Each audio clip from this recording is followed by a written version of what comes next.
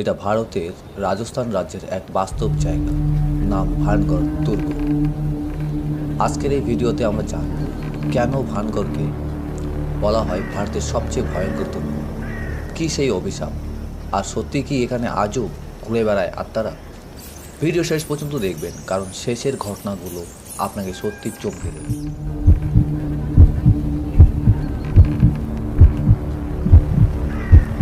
এই দুর্গটি তৈরি হয়েছিল 17শো শতাব্দীতে মুঘল আমলের সময়।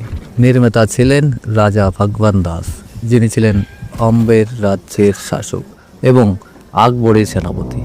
এক সময় এখানে ছিল একটা সম্পূর্ণ সমৃদ্ধি শহর, বাজার, মন্দির, প্রাসাদ, বাড়িঘর সব কিছুই ছিল, কিন্তু আজ সব পরিত্যক্ত, নীরব আর রহস্যে ভরা। ভানগড়ের সবচেয়ে জনপ্রিয় গল্পটি হলো এক তান্ত্রিক সাধুকে নিয়ে। তার নাম ছিল সিংহিয়া।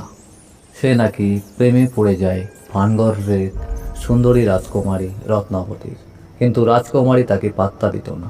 একদিন তান্ত্রিক জাদু করে এক বোতল সুগন্ধির মধ্যে মন্ত্র ঢুকিয়ে দেয়, যাতে রাজকুমারী সেটা ব্যবহার করলে তার প্রেমে পড়ে যায়। কিন্তু রাজকুমারী বুঝে ফেলে কৌশল, আর সেই বোতলটা ছুঁড়ে ফেলে একটি পাথরে। পাথরটা গড়িয়ে গিয়ে সিংহিয়ার গায়ে লাগে আর সে মারা যায়।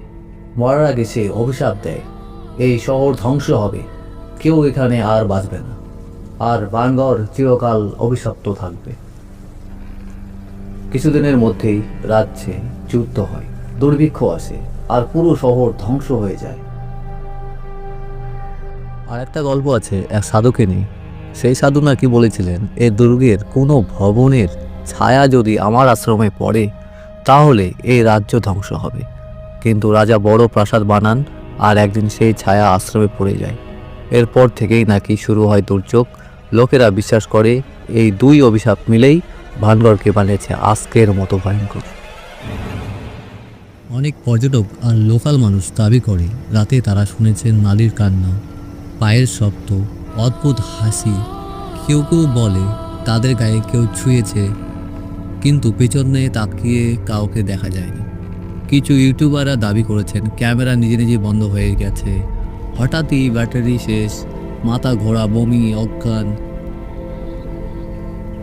বিজ্ঞান এগুলো মানে না, কিন্তু অভিজ্ঞতাগুলো অস্বীকার করাও কঠিন।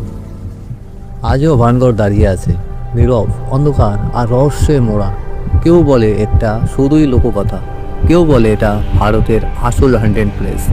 কিন্তু প্রশ্ন একটাই, যদি সত্যিই কিছু না থাকে তাহলে সরকার কেন রাতে ঢুকতে দেয় না?